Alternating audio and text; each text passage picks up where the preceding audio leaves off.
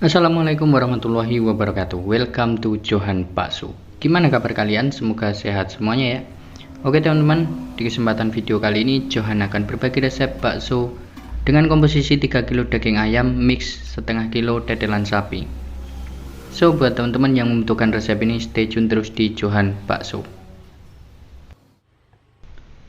Oke, pertama yang perlu kita siapkan yaitu 3 kg daging ayam bagian dada.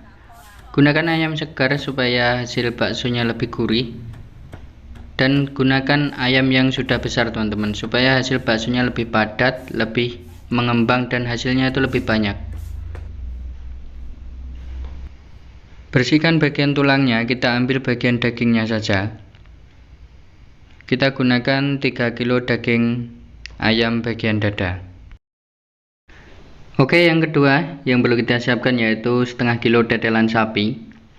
Untuk hasil yang lebih maksimal, teman-teman bisa menggunakan setengah kilo daging sapi. Upayakan untuk membeli tetelan sapi ini yang kering supaya hasil baksonya lebih maksimal teman-teman. Jadi bukan hasil dari daging sapi yang gelonggongan, walaupun tetelan masih banyak dagingnya dan banyak serat-serat yang akan memberikan sensasi serat pada bakso kita nanti.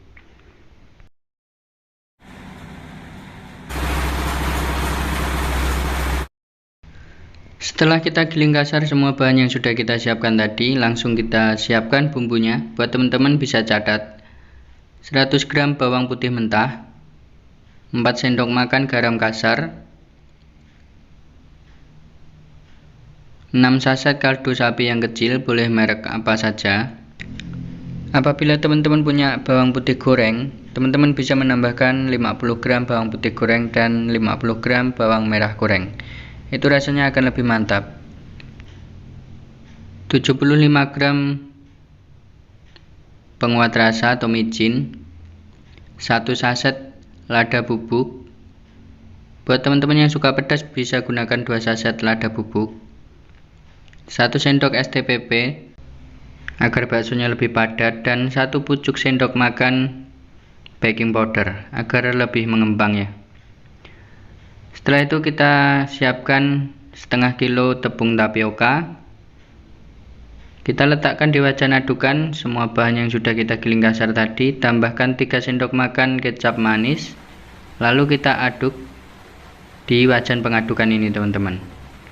Buat teman-teman yang baru pertama kali atau belum akrab dengan penggilingan bakso seperti ini, teman-teman bisa mengirimkan pesan pada sang penggiling agar menggiling bakso teman-teman itu sampai benar-benar kalis. Gunakan es batu sekitar 750 gram sampai dengan 1 kg. Untuk hasil yang lebih maksimal, giling sampai benar-benar kalis terlebih dahulu. Setelah itu baru kita masukkan tepung tapiokanya teman-teman.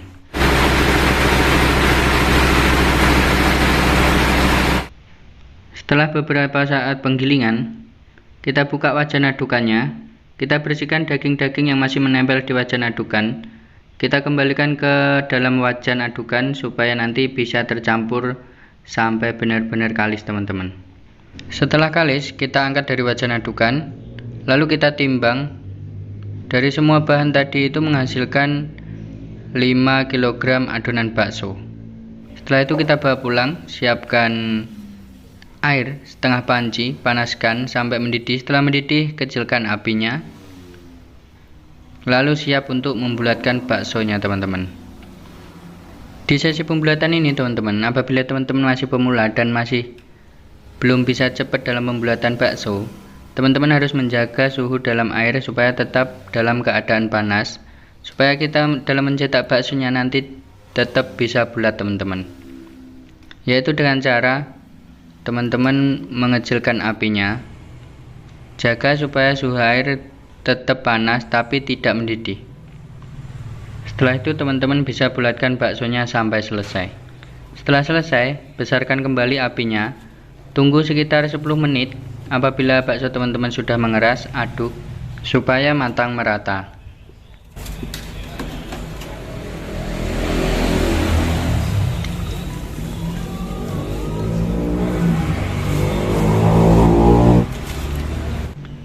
Setelah sekitar 20 menit perebusan bakso, apabila bakso teman-teman sudah dirasa matang merata, atau teman-teman juga bisa cek salah satu. Jadi dibelah setelah matang merata, kita angkat dari pancinya, kita tiriskan. Yang penting jangan sampai mendidih lama teman-teman. Kalau mendidih lama nanti hasil baksonya juga akan rusak, bisa empuk bahkan pecah. Setelah itu kita kipaskan dengan kipas angin teman-teman. Jadi prosesnya langsung dari kita mengangkat baksonya, kita tiriskan, langsung kita kipaskan sampai benar-benar dingin dan sampai benar-benar kering. Setelah kering kita bisa display di tempat jualan kita, atau teman-teman juga bisa simpan ke dalam freezer untuk stok. Kalau kita simpan ke dalam freezer asal tidak keluar masuk, itu bisa bertahan sampai dengan 2 bulan teman-teman. Tentu dengan konsekuensi baksonya tidak seenak kalau bakso fresh teman-teman. Jadi John sarankan untuk teman-teman itu bisa giling setiap hari supaya baksonya selalu fresh dan bisa menjaga rasanya supaya selalu segar dan enak teman-teman.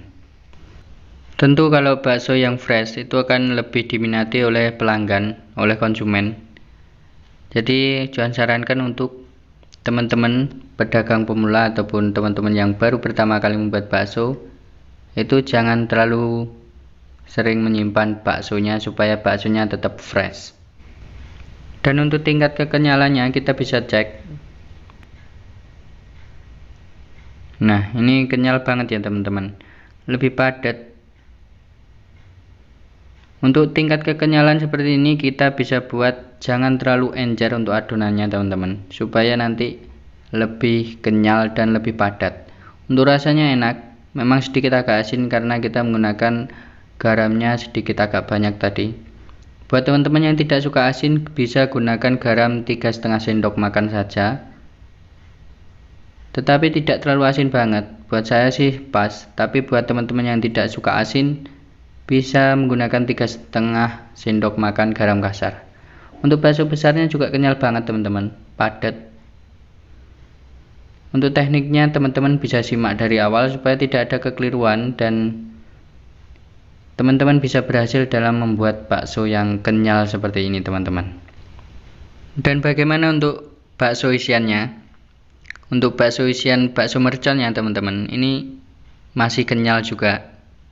Kenyal dan padat, tidak mudah hancur.